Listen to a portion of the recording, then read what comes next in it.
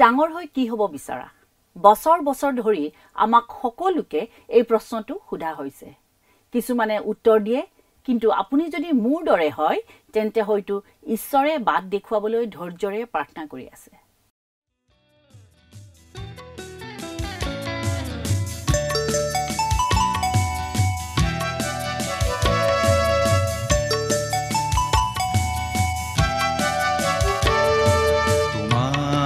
কাষলে আহিছো পিতা, আজি মোক জিৰণি দিয়া। তোমাৰ কৰুণা মাগিছো পিতা, তুমি মোক কাবতি লোৱা।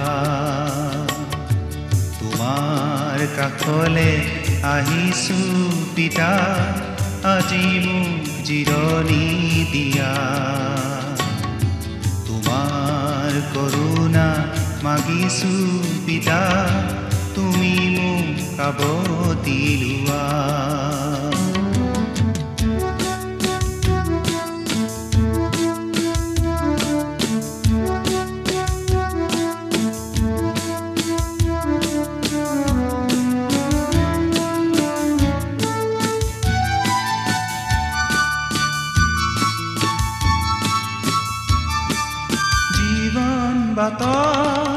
ইমান নিৰাশা, মাথো দুখেৰে ভৰা।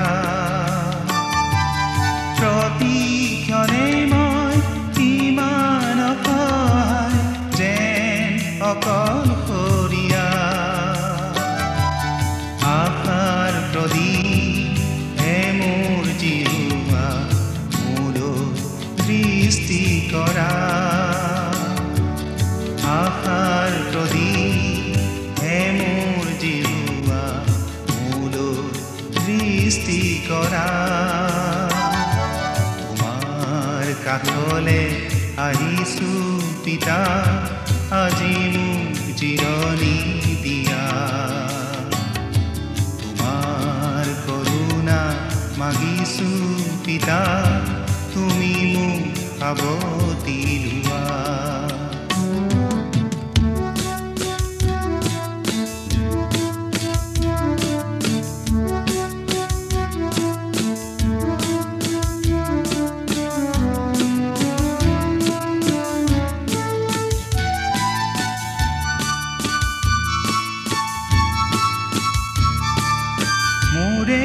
জীৱন আজি সপিলো যিছু তোমাৰে কাষ। প্ৰতিশ্ৰুতি মোৰ তোমাৰ চৰণত, চলিম তোমাৰে পথ। মাথো আজি তোমাৰ প্ৰেমেৰে। মই কি হ'ব বিচাৰো নাজানো। মই মাত্ৰ কওঁ যে মই এতিয়াও গম পোৱা নাই। আপুনি 18 বছৰ বয়সীয়া বা 50 বছৰ বয়সীয়াই হওক, আপোনাৰ অনুভৱ এনেকুৱাই হ'ব পাৰে। আমাৰ মাজৰ কিছুমানে এই প্ৰশ্নৰ সৈতে গোটেই জীৱন সংগ্ৰাম কৰি থাকে। আমি বহুত কামেই কৰিব খোজো, বিভিন্ন ঠাই চাব বিচাৰো, বহুত মানুহক সহায় কৰিব বিচাৰো। ভিন্ন কামৰ বাবে ঈশ্বৰে আমাক প্ৰত্যেককে এক আবেগ দিছে, যেনে লিখা মেলা কৰা, মিছন, শিক্ষাদান আৰু আইনৰ সহায় আগবঢ়োৱা ইত্যাদি। এই সকলোবোৰ হয়তো আমি কৰিব নোৱাৰো, কিন্তু আমি ইচ্ছা কৰোঁ। এটা কথা মনত ৰাখিব লাগিব যে ঈশ্বৰৰ পৰিকল্পনা সদায় উত্তম। আমি কি হ'ব বিচাৰো সেইটো নহয়, বৰঞ্চ তেওঁ আমাক কেনে হোৱাটো বিচাৰে সেইটোহে গুৰুত্বপূৰ্ণ। মই ট্ৰান্সৱৰ্ল্ড ৰেডিঅ'ৰ আশাবাদী মহিলা আন এটা খণ্ডলৈ স্বাগতম জনাইছোঁ। এই অনুষ্ঠানটো মহিলাসকলক বিশ্বাস, আশা, প্ৰেৰণা যোগোৱাৰ বাবে উৎসৰ্গিত। আহক আমি প্ৰাৰ্থনাৰে ভৱিষ্যতে আমাৰ বৰসমূহ ঈশ্বৰে কেনেকৈ ব্যৱহাৰ হোৱাটো বিচাৰে চাওঁ হওক। আপুনিও হয়তো সেই একেটা প্ৰশ্নৰ সৈতে যুঁজিছে, ঈশ্বৰে মোৰ জীৱনত কি হোৱাটো বিচাৰে? মই তেওঁৰ কামত উপযোগী নে? মই কি ধৰণে তেওঁ পৰিচৰ্যা কৰিব পাৰিম? পৰিচৰ্যাকাৰিণী বা মিছনেৰী হোৱাৰ অৰ্থ কি?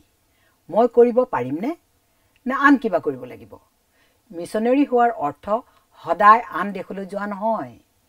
মিছনেৰী হোৱাৰ অৰ্থ হ'ল শুভবাৰ্তা প্ৰচাৰ কৰা, যিটো কৰিবলৈকে আমাক সকলোকে আহ্বান কৰা হৈছে। মঠি 28 অধ্যায় 19 আৰু 20 পদত এইদৰে কৈছে, এই হেতুকে তোমালোক যোৱা আৰু সকলো জাতিকে শিষ্য কৰি পিতৃ পুত্ৰ আৰু পবিত্ৰ আত্মাৰ নামেৰে তেওঁবিলাকক বাপ্তাইজ কৰা আৰু মই যি যি আদেশ তোমালোকক দিলোঁ সেই সকলোকে পালন কৰিবলৈ তেওঁবিলাকক শিক্ষা দিয়া। আৰু চোৱা, জগতৰ শেষলৈকে মই সদায় তোমালোকৰ সংগে সংগে আছোঁ। মিছনেৰী হ'লেই যে আন ঠাইলৈ যাব লাগিব এনে নহয়। কেতিয়াবা ইয়াৰ অৰ্থ হ'ল আপুনি য'তেই আছে তাতেই ঈশ্বৰে আপোনাক দিয়া বৰসমূহ ব্যৱহাৰ কৰা। আমি সকলোৱেই কোনোবা নহয় কোনোবা প্ৰকাৰৰ মিছনেৰী। আমি মাত্ৰ ঈশ্বৰে যিবোৰ দিছে তাক ব্যৱহাৰ কৰিব লাগে আৰু ঈশ্বৰৰ আহ্বান অনুসৰণ কৰিব লাগে। খ্ৰীষ্টান হিচাপে আমি সকলোৱে খ্ৰীষ্টৰ প্ৰেমৰ কথা আনক জনাওঁ। ঈশ্বৰে আমাক সকলোকে বৰ দিছে আৰু সেই বৰসমূহ তেওঁৰ গৌৰৱৰ বাবে ব্যৱহাৰ কৰিবলৈ সুযোগ দিছে। ভৱিষ্যতে ঈশ্বৰে মোক ক'লৈ লৈ যাব মই নাজানো, কিন্তু মোক দিয়া বৰসমূহ দূৰ দেশতেই হওক বা ঘৰতেই হওক মই ব্যৱহাৰ কৰি মিছনেৰী কাৰ্য কৰিম। আমাৰ নিজৰ পৰিয়ালৰ লোকসমূহক প্ৰেম আৰু সেৱা কৰাটো কিমান গুৰুত্বপূৰ্ণ সেই কথাৰ আৰ্হি শিষ্যসকলক দেখুৱাবলৈ যীশুৱে ঘৰতেই সুস্থকাৰী সেৱা আগবঢ়াইছিল। পৰিচৰ্যাৰ আৰম্ভণিতে যীশুৱে চিমোন পিতৰৰ ঘৰত থাকি নতুন শিষ্যবিলাকক শিক্ষা দি আছিল। মিছনৰ কাম দুৰ্বল হৃদয়ৰ বাবে নহয়। আমি সেই সাহসী লোকসকলক প্ৰশংসা কৰোঁ যিসকলে ঘৰৰ আৰাম এৰি আন ঠাইলৈ গৈ আৰ্তজনৰ ওচৰলৈ খ্ৰীষ্টৰ প্ৰেম কঢ়িয়াই লৈ যায়। যেতিয়া আনসকলে বাহিৰত পৃথিৱীখন সলনি কৰি দিয়া কাৰ্য কৰে তেতিয়া ঘৰত থাকি পৰিয়াল পোহপালন কৰি থকাটো অপ্ৰেৰণাদায়ক যেন অনুভৱ হয়। কিন্তু মনত ৰাখিব, আমাৰ সন্তানসকলে লগ পোৱা প্ৰথম মিছনেৰী হিচাপে আমাৰ মাতৃসকলৰ এটা বিশেষ আহ্বান আছে। কেতিয়াবা আমি ভাবোঁ, মোৰ সন্তান সকলোৰ বাবে মই কি ত্যাগ কৰিছোঁ? মোৰ চাকৰি, কামত অতিবাহিত কৰা সময়, অতিৰিক্ত ধন খৰচ কৰা, মোৰ জীৱনটো, মোৰ টোপনিত ক্ষতি। এজন মহান মিছনেৰী যিয়ে শুভবাৰ্তাৰ বাবে নিজৰ জীৱন উৎসৰ্গ কৰে, তেওঁৰ লগত মোৰ এই সকলো ৰিজালে হয়তো একো যেনেই নালাগিব। কিন্তু এই উক্তিটোলৈ চাওক, শুভবাৰ্তাৰ মূলতে বলিদান আছে আৰু মাতৃত্বৰ দৰে বলিদানৰ কোনো কাম হয়তো নাই। শিষ্যসকলে ওলাই গৈ পোৱা খাদ্য গোটাই লোৱাৰ সময়ত 5000জনক খুওৱাৰ কথা ভাবি চাওকচোন। বেছি নাছিল, মাত্ৰ কেইটামান পিঠা আৰু মাছ। সেইখিনি সন্তানৰ বাবে পঠোৱা মাকৰ কথা ভাবি চাওকচোন। মাকে সন্তানলৈ বান্ধি দিয়া সেই আহাৰ মুঠি যোগেদিয়েই যীশুখ্ৰীষ্টই আচৰিত কাৰ্য কৰিছিল। এইটো এটা সৰু দান যেন অনুভৱ হয়। সেই পিঠা মাছ কিমান বেছি আছিল সেইটো গুৰুত্বপূৰ্ণ নহয়, কিন্তু কাৰ হাতত দিয়া হৈছিল সেইটো গুৰুত্বপূৰ্ণ। ঈশ্বৰৰ হাতত সেই দানই যথেষ্টতকৈ বেছি আছিল। সকলোৱে তৃপ্তিৰে খোৱাৰ পিছতো বহুত বাকী ৰৈছিল। গতিকে বিশ্বাসেৰে দিয়া এটি সৰু দানো অধিক হৈ পৰে। বিশ্বাসেৰে আপোনাৰ সতি সন্ততিসকলক প্ৰতিপালন কৰক। চাব, আপোনাৰ সন্তানসকল ডাঙৰ দীঘল হয়, মানুহৰ সেৱা কৰিব, অনেক মানুহৰ মাজত পৰিচিত হ'ব, যশস্যা অৰ্জন কৰিব। যদি আপুনি এগৰাকী খ্ৰীষ্টত বিশ্বাসী মহিলা, তেন্তে শুভবাৰ্তা আপোনাৰ বাবে গুৰুত্বপূৰ্ণ। আপুনি কৰি থকা কামটোৰ বিশেষ গুৰুত্ব নাই বুলি ভাবি নিৰুৎসাহিত হোৱাটো সহজ। যদি আপুনি সঁচাকৈয়ে যিকোনো ক্ষেত্ৰতে খ্ৰীষ্টৰ বাবে কিবা এটা কৰি আছে, তেন্তে সেইটো কৰক, কৰি থাকক। মাতৃত্ব হৈছে শুভবাৰ্তাক জীয়াই ৰখাৰ এক সুন্দৰ সুযোগ। মাতৃত্বই আমাৰ সমাজত হেৰুৱাই যাব ধৰা বস্তুসমূহ ৰক্ষা কৰিবলৈ সুযোগ প্ৰদান কৰে। সেইবোৰ হ'ল অনন্ত আত্মা, আমাৰ সন্তান আৰু আমাৰ মিছন ক্ষেত্ৰ। মাতৃত্বৰ শক্তিশালী ভূমিকাক বুজোৱা এটা সুন্দৰ কাহিনী কওঁ। এইটো এটা ধনী মানুহৰ কাহিনী। মানুহ এজনে এটা বৃহৎ গীৰ্জাঘৰ নিৰ্মাণৰ কাম চলি থকাত সময়ত চাবলৈ আহিছিল। বিল্ডাৰজন নিখুঁতভাৱে কাম কৰি আছিল। এটা বিমত অলংকৃত সৰু চৰাই খোদিত কৰিছিল। ধনী মানুহজনে বিমূৰত পৰি শ্ৰমিকক সুধিলে, আপুনি সেই চৰাইটোক চাদেৰে ঢাকি থোৱা বিমত খোদিত কৰি কিয় ইমান সময় খৰচ কৰি আছে? কোনেও কেতিয়াও দেখাই নাপাব। শ্ৰমিকজনে এটা হাঁহি মাৰি উত্তৰ দিলে, কাৰণ ঈশ্বৰে ইয়াক দেখে, সেইটোৱে মাতৃত্ব। জগতে হয়তো মূল্য নিদিব পাৰে, আমি হয়তো বেছি নেভাবিব পাৰোঁ, কিন্তু ঈশ্বৰৰ দৃষ্টিত গুৰুত্বপূৰ্ণ এই কামটো মহিলা হিচাপে আপুনি সম্পূৰ্ণ পূৰ্ণ কৰিব পাৰিছে। ঈশ্বৰে আমাৰ সন্তানসকলক চলিবলগীয়া পথ শিকাবলৈ মাতৃ হিচাপে আমাক আহ্বান কৰিছে। হিতুপদেশ 22 অধ্যায় 6 পদত আমাৰ বিশ্বাসক উত্তৰাধিকাৰ আগবঢ়াই নিয়াৰ তুলনাত ইয়াতকৈ ডাঙৰ আহ্বান নাই। মহান আজ্ঞা আমাৰ ক্ষেত্ৰত, আমাৰ ঘৰত, আমাৰ সন্তানসকলৰ লগত প্ৰযোজ্য হৈছে। আমাৰ বিশ্বাস আমাৰ সন্তানসকলৰ জীৱনত থাকিব লাগে। ঈশ্বৰৰ প্ৰদত্ত মা উপাধিটো এৰি দিয়াৰ প্ৰয়োজন নাই। খ্ৰীষ্টৰ মহিমাৰ বাবে আৰু অধিক কৰিবলৈ আমাক আহ্বান কৰা হৈছে। ঈশ্বৰৰ সাৰ্বভৌম মংগলৰ আশ্বাসত আমি আপত্তি নকৰাকৈ আমাৰ ভূমিকাক আঁকোৱালি ল'ব পাৰোঁ। প্ৰতিগৰাকী মাতৃ এটা মিছন ফিল্ড, এটা মিনিষ্ট্ৰী প্লেটফৰ্ম, একাধিক পৰিচৰ্যাৰ সুযোগ সুবিধা থাকে। জন্মদিনৰ পাৰ্টি, স্কুলৰ ফিল্ড ট্ৰিপ, দলীয় ক্ৰিয়া, সমাজ বা মণ্ডলীৰ কাৰ্যকলাপ, এনে ঠাইসমূহত সম্পৰ্ক গঢ়াৰ সম্ভাৱনা দেখিছেনে? আপোনাৰ সন্তানে ঘৰলৈ অনা প্ৰতিজন বন্ধুৰ বাবে আপোনাৰ ঘৰখনেই মিছন ক্ষেত্ৰ হিচাপে কাম কৰে। আপোনাৰ পাকঘৰৰ টেবুলে আনৰ প্ৰতি যত্ন লোৱা সঁচা অন্তৰৰ প্ৰেমৰ সেৱা আগবঢ়াব পাৰে। কৰ্মস্থলীও এটা ক্ষেত্ৰ ঈশ্বৰৰ প্ৰেমৰ কথা জনাব পাৰে। আনৰ লগত ভগাই খোৱা মিঠাইৰ প্লেট আৰু আপোনাৰ হাঁহিটোও ঈশ্বৰৰ প্ৰেম প্ৰকাশ কৰিব পাৰে। আপুনি খ্ৰীষ্টত হাত আৰু ভৰি স্বৰূপ। আপুনি এটা পৰিৱৰ্তন আনিছে কাৰণ আপুনি আপোনাৰ জীৱন, প্ৰেম আৰু বৰবিলাক চৌপাশৰ ল'ৰা ছোৱালীবিলাকৰ জীৱনত বিনিয়োগ কৰিছে। আপোনাৰ য'ত প্ৰয়োজন ঈশ্বৰে আপোনাক তাতেই ৰাখিছে। উদাহৰণস্বৰূপে বিশ্বাসত কেনেকৈ জীয়াই থাকিব লাগে ল'ৰা ছোৱালীবিলাক বিশেষকৈ মাক বাপেকৰ পৰা শিকে। শিকাবলৈ সৰ্বোত্তম উপায় হ'ল আপুনি আপোনাৰ জীৱনটো কেনেধৰণে অতিবাহিত কৰে তাকে দেখুৱাই দিয়া। পৰিয়াল হিচাপে একেলগে সেৱা আগবঢ়াওক।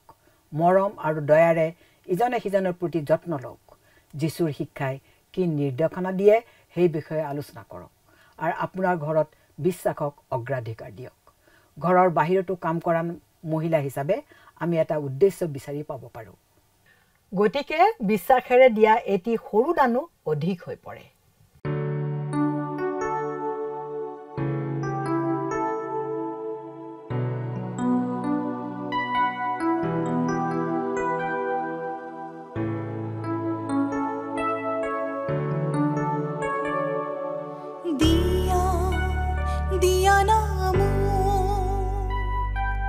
দৰ্শন তোমাৰে প্ৰভু,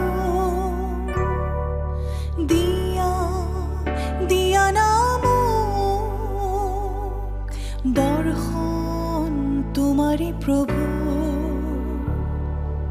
দিয়া দিয়া নাম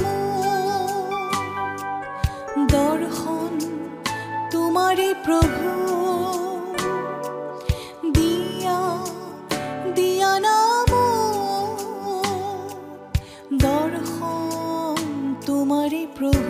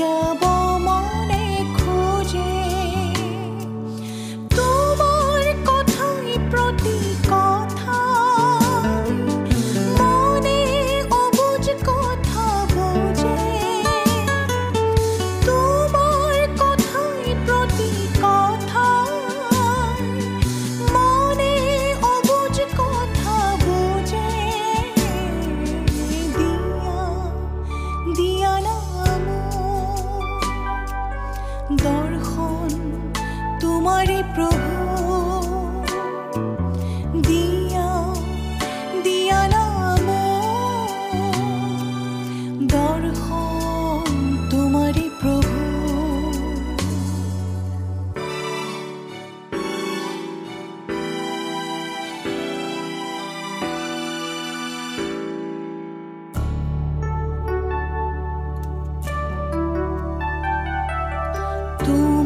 জ্যোতিৰ পোহৰতে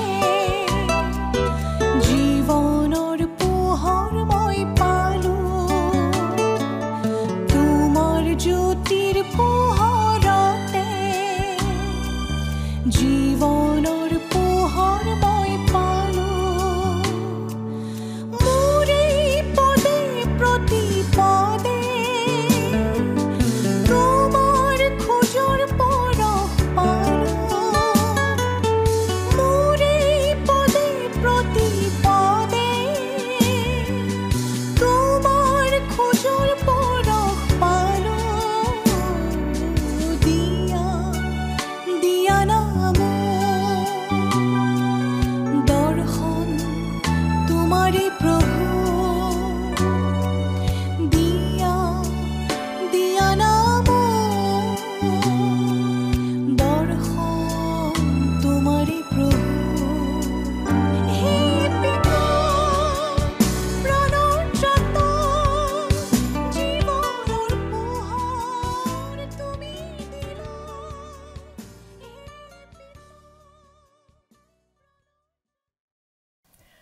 ঘৰৰ বাহিৰতো কাম কৰা মহিলা হিচাপে আমি এটা উদ্দেশ্য বিচাৰি পাব পাৰোঁ আমাক বিশ্বৰ অন্যতম বৃহৎ মিছন ক্ষেত্ৰ আধুনিক কৰ্মক্ষেত্ৰৰ এটা নিৰ্দিষ্ট সেৱাৰ বাবে ঈশ্বৰৰ আবেগ আৰু দক্ষতাৰ দিয়া হৈছে আমি সুধিব লগা প্ৰশ্নটো হ'ল মই মোৰ কৰ্মক্ষেত্ৰখন মোৰ মিছন ক্ষেত্ৰ কেনেকৈ কৰিম বাৰু আপোনাৰ কৰ্মক্ষেত্ৰখন মিছন ফিল্ড হিচাপে গঢ়ি তোলাৰ কিছুমান ব্যৱহাৰিক উপায় আগবঢ়োৱা হ'ল এই পেছাদাৰী জগতত সেৱাটো চকুত জলক লগোৱা নহ'ব পাৰে কিন্তু সদায় খ্ৰীষ্টৰ দৰে হ'ব লাগে মাৰ্কে লিখিত শুভবাৰ্তা 10 অধ্যায়ত পাওঁ যে খ্ৰীষ্টে সেৱা ও শুশ্ৰূষা পাবলৈ নহয় কিন্তু সেৱা শুশ্ৰূষা কৰিবলৈহে আহিছিল সুযোগৰ সন্ধান কৰক য'ত আপুনি সেৱা আগবঢ়াব পাৰে মনত ৰাখিব মানুহে আমি কোৱা কথাবোৰৰ প্ৰতি সদায় গুৰুত্ব নিদিয়ে কিন্তু আমি কি কৰোঁ আৰু আমি কেনেকৈ সঁহাৰি দিওঁ সেই বিষয়ে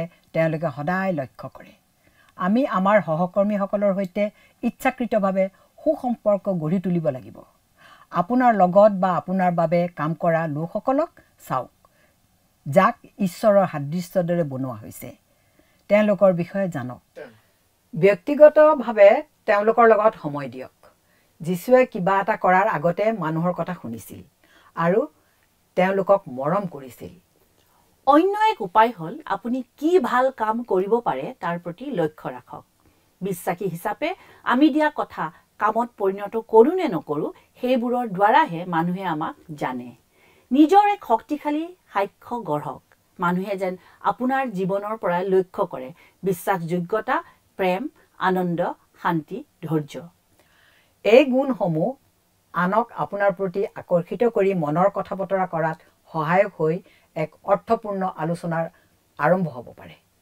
আমাৰ চৌপাশৰ লোকসমূহৰ বাবে শক্তি আৰু আশা কঢ়িয়াই অনা গুণবিলাকৰ বাবে আমি আপোনাৰ লগৰীয়া আৰু সহকৰ্মীসকলৰ বাবে প্ৰাৰ্থনা কৰিবলৈ মনত ৰাখিব আপোনাৰ কৰ্মক্ষেত্ৰত কেতিয়াও প্ৰাৰ্থনাৰ শক্তিক আওকাণ নকৰিব চিৰন্তন সত্যত দৃষ্টি ৰাখা এইটো টান কাম হ'ব পাৰে আপোনাৰ কামটো সাময়িক কিন্তু আপুনি যি কৰিব সেয়া অনন্তকলীয়া হ'ব পাৰে কৰ্মক্ষেত্ৰখন হৈছে এখন জৰুৰী মিছন ক্ষেত্ৰ য'ত খ্ৰীষ্টত বিশ্বাসীসকলে পৰিৱৰ্তন আনিব পাৰে জীৱনৰ শেষত আপুনিও ঈশ্বৰৰ পৰা এইদৰে শুনিবলৈ ইচ্ছা নকৰেনে ভাল কাম কৰিলা মোৰ বিশ্বাসী দাস আমি ধৰ্মনিৰপেক্ষ সংস্কৃতিত বাস কৰোঁ বহুতে বিশেষকৈ ব্যৱসায়ী আৰু পেছাদাৰী লোকে আধ্যাত্মিক প্ৰশ্ন থাকিলেও উপাসনা গৃহত প্ৰৱেশ কৰাৰ কথা চিন্তা নকৰে ঈশ্বৰে হয়তো তেওঁলোকৰ উত্তৰ দিবলৈ আমাক ব্যৱহাৰ কৰিব পাৰে যীশুৱে শিষ্যসকলক কৈছিল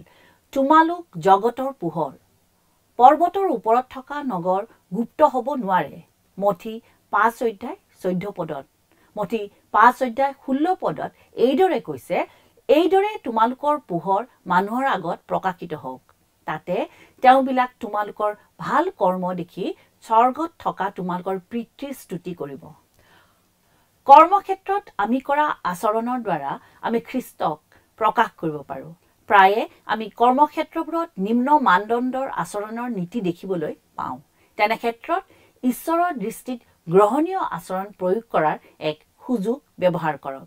কলছিয়া 3:17 কৈছে, আৰু বাক্যতে বা কাৰ্যত যি কৰা সকলোকে প্ৰভু যীশুৰ নামত কৰা আৰু তেওঁৰে দ্বাৰাই পিতৃ ঈশ্বৰৰ ধন্যবাদ কৰা। পাচনি পৌলেও কৰিন্থ নগৰত থকা বিশ্বাসীসকলক এইদৰে উদগনি দিছিল, গতিকে তোমালোকে খোৱা বা পান কৰা বা যিহকে কৰা সকলো ঈশ্বৰৰ গৌৰৱৰ উদ্দেশ্যে কৰা। যীশু এজন দাস আছিল। তেওঁ নিজকে সৰু কৰি দাসৰ ৰূপ ধাৰণ কৰি শিষ্যসকলক ভৰি ধুৱাইছিল। তেওঁলোকক সেৱা কৰি আমাক শিকাইছে কেনেকৈ নেতৃত্ব দিব লাগে। গতিকে বিশেষকৈ কৰ্মক্ষেত্ৰত প্ৰয়োজন অনুসৰি আমাৰ লগত জড়িত সকলোকে আমি সদায় সেৱাৰ হাত আগবঢ়াব লাগে। কাম শেষ কৰিবলৈ কোৱাতকৈ কাম কৰিবলৈ প্ৰয়োজনীয়তাখিনি আছেনে নাই তাৰ প্ৰতি লক্ষ্য ৰাখিব লাগিব। লক্ষ্য হৈছে মানুহক ঈশ্বৰৰ ওচৰলৈ লৈ যোৱা। আমাৰ কৰ্মক্ষেত্ৰত মিছন ক্ষেত্ৰ হিচাপে ব্যৱহাৰ কৰিলে মানুহক খ্ৰীষ্টৰ ওচৰলৈ লৈ যোৱাৰ বহুতো সুযোগ ওলাব। এইটো কোনো শাস্ত্ৰত উদ্ধৃত দিয়াৰ কথা নহয়। মাৰ্ক 2:31 যেতিয়া যীশুৱে আমাৰ ওচৰ চুবুৰীয়াক প্ৰেম কৰিবলৈ আজ্ঞা দিছিল, আকৰ্ষণীয় কথাটো হ'ল যে যীশুৱে আপোনাৰ ওচৰ চুবুৰীয়াক চিনি পায়। যোহন 4 যেতিয়া যীশুৱে চমৰীয়া মহিলাগৰাকীৰ লগত কথা পাতিছিল, তেতিয়া যীশুৱে তাইক জানিব দিছে যে তেওঁ তাইক ভালকৈ চিনি পায়। দৰাচলতে শাস্ত্ৰই কয় তাই সকলোকে কৈছিল যে মই যি কৰিলোঁ সেই সকলোকে মোক ক'লে। এনে এজন মানুহক আহি চোৱা হওক। যীশুৱে তাইৰ সকলো কথা জানিছিল। অৱশ্যে আমি যীশু নহয়। নিশ্চয় আমাৰ ওচৰ চুবুৰীয়াক চিনি পাবলৈ সময় আৰু চেষ্টা লাগিব। আপোনাৰ ওচৰ চুবুৰীয়াক আপোনাক মিছনত লোৱাৰ 3টা ধাৰণা আগবঢ়োৱা হৈছে।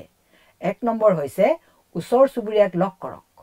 এটুকুৰা কাগজত আপোনাৰ একেবাৰে ওচৰত থকা ওচৰ চুবুৰীয়াৰ নামবোৰ লিখিবলৈ আৰম্ভ কৰক। হয়তো কিছুমানৰ নাম আপুনি লিখিব পাৰিব। যদি কোনো নামৰ বিষয়ে আপুনি নিশ্চিত নহয়, তেন্তে নিশ্চিত কৰিবলৈ এটা কাম কৰক। আপুনি তেওঁলোকৰ দুৱাৰত টুকুৰিয়াওক আৰু নামটো সুধি লওক। আপোনাৰ ওচৰ চুবুৰীয়াক জনাটো কিমান ভাল কথা এবাৰ ভাবকচোন। 2 নম্বৰ হৈছে আপুনি তেওঁলোকৰ নাম ধৰি প্ৰাৰ্থনা কৰিব পাৰে। আপুনি তেওঁলোকক লগ পালে নাম কাঢ়ি সম্ভাষণ জনাব পাৰে। তেওঁলোকৰ কিবা বস্তু আপোনাৰ ঠিকনাত আহিলে আপুনি সযত্নতে ঘূৰাই দিব পাৰে। 3 নম্বৰ হৈছে উৎসৱত বা আনন্দ উদযাপনৰ সময়ত আপুনি তেওঁলোকক নিমন্ত্ৰণ জনাব পাৰে। যীশুৱে আমাক সেৱা কৰিবলৈ শিকায়। মাৰ্ক 10:45 পাওঁ, কিয়নো মানুহৰ পুত্ৰ সেৱা শুশ্ৰূষা পাবৰ বাবে নহয়, কিন্তু সেৱা শুশ্ৰূষা কৰিবলৈ আহিছিল। আপুনি আপোনাৰ ওচৰ চুবুৰীয়াৰ প্ৰতি এই মনোভাৱ গ্ৰহণ কৰেনে? চাহ, কফি বা খাদ্য খাবলৈ নিমন্ত্ৰণ কৰক। আপুনিও চুবুৰীয়াক প্ৰয়োজনৰ সময়ত সহায় কৰি সেৱা আগবঢ়াব পাৰে। যদি আপুনি আপোনাৰ ওচৰ চুবুৰীয়াৰ লগত সম্পৰ্ক গঢ়ি তুলিবলৈ চেষ্টা কৰাৰ সময়ত এই 3টা পদক্ষেপৰ ভিতৰত এটাহে বাছি লয় বা কৰাৰ সম্ভাৱনা থাকে, তেন্তে প্ৰাৰ্থনা কৰাকে বাছি লওক। প্ৰাৰ্থনাই আমাক আত্মনিৰ্ভৰশীলতাৰ পৰা আঁতৰাই ঈশ্বৰৰ ওপৰত নিৰ্ভৰশীল হ'বলৈ সহায় কৰে। ঈশ্বৰে আমাৰ ওচৰ চুবুৰীয়াৰ জীৱনত আমাৰ দ্বাৰা কাম কৰে। স্বাভাৱিকতে অচিনাকি মানুহৰ লগত কথা পাতিবলৈ মই ভয় কৰোঁ। মই এই ভয় প্ৰবৃত্তিটোৰ 100টা কাৰণ দিব পাৰোঁ, কিন্তু ভয়ৰ কাৰণ মই নিজেই। কাৰণ আমাৰ এই ভয়, সংকোচ, লাজ প্ৰবৃত্তিবোৰ দূৰ কৰিবলৈ ঈশ্বৰ সামৰ্থ্যৱান। তেওঁৰ ওচৰত আপোনাৰ দুৰ্বলতা সমৰ্পণ কৰক। তেওঁ তাকে আপোনাৰ সবলতাত পৰিণত কৰিব। আপুনি প্ৰাৰ্থনা কৰক, সেৱা কৰক বা সাক্ষাৎ কৰক। ঈশ্বৰ আনন্দিত হ'ব যে আপুনি বিশ্বাসেৰে আপোনাৰ ওচৰ চুবুৰীয়াৰ যতন লৈছে। মাতৃত্বৰ মিছন ক্ষেত্ৰখন বুজি পোৱাৰ এটা গুৰুত্বপূৰ্ণ কথা হ'ল যে আপোনাৰ ঘৰৰ বাহিৰলৈ পৰিচৰ্যা জীৱনৰ পৰা পৃথক কিবা অন্য এটা দায়িত্ব নহয়। আমাৰ দৈনন্দিন জীৱনত এই সন্নিৱিষ্ট হৈ থকা উচিত, আৰু আমাৰ চাৰিওফালে এই মিছন ক্ষেত্ৰ যে ঈশ্বৰে দিয়া তাক উপলব্ধি কৰা আমাৰ প্ৰয়োজন। ভনীসকল, আপুনি বা মই হয়তো আনসকলৰ দৰে পৰিচৰ্যা কৰিবলৈ দূৰ দেশলৈ যাব নোৱাৰোঁ, কিন্তু এজন অকলশৰীয়া ওচৰ চুবুৰীয়াৰ ঘৰলৈ বিস্কুট লৈ যাব পাৰিম, খাদ্য লৈ যাব পাৰিম, দুখ বিপদ সমস্যাৰ সময়ত খা খবৰ ল'ব পাৰিম ওচৰ চুবুৰীয়া বা গীৰ্জাৰ সদস্যসকলক আমি উৎসাহমূলক মেছেজ পৰিয়াল পৰিদৰ্শন বা প্ৰাৰ্থনা কৰিব পাৰোঁ দুখত থকা বন্ধু বান্ধৱীক ফোন কৰি তেওঁলোকৰ খবৰ ল'ব পাৰোঁ ঈশ্বৰে আমাক অসাধাৰণ কাম কৰিবলৈ মতা নাই আমাৰ সন্মুখত থকা সুযোগবোৰ গ্ৰহণ কৰি আনন্দৰে সেই সাধাৰণ কামবোৰ কৰিবলৈ মাতিছে আমি আশা কৰোঁ যেন আপোনালোক প্ৰত্যেকেই আপোনাৰ মিছন ক্ষেত্ৰ চিনি পায় ঈশ্বৰে দিয়া আহ্বানৰ প্ৰতি সঁহাৰি জনায় আপুনি যদি আৰু অন্য উপায়েৰেও আনৰ জীৱনত আশীৰ্বাদ আনিব পাৰিছে আমালৈ লিখিবচোন আপোনাৰ অভিজ্ঞতাই নিশ্চয় আমাকো উপকৃত কৰিব আজিৰ অনুষ্ঠান ইমানতে সামৰণি মাৰিলোঁ নমস্কাৰ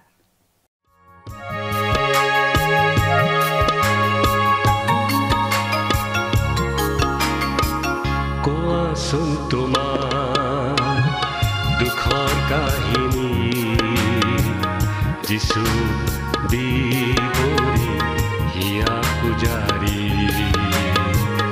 যিছুৱে শুনিব চকুলো মচি দিব নিশ্চয় তোমাক শান্তি দিব কোৱাচোন তোমাৰ দুখৰ কাহিনী যিছু বিবৰি হিয়া পূজাৰী যিছুৱে শুনিব চকুলো মচি দিব নিশ্চয় তোমাক শান্তি দিব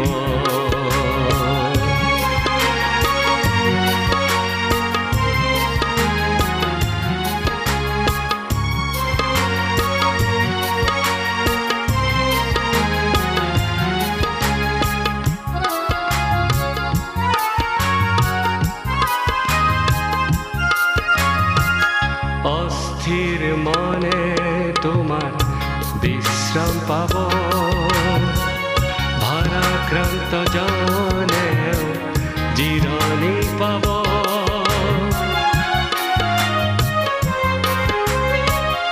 অস্থিৰ মনে তোমাৰ বিশ্ৰাম পাব ভাৰাক্ৰান্ত জনেও জিৰণি পাব যিছুৰ কাষলে আহিলে বিমুখ নকৰিব তেওঁৰ সেই শান্তি তোমাতে ৰ'ব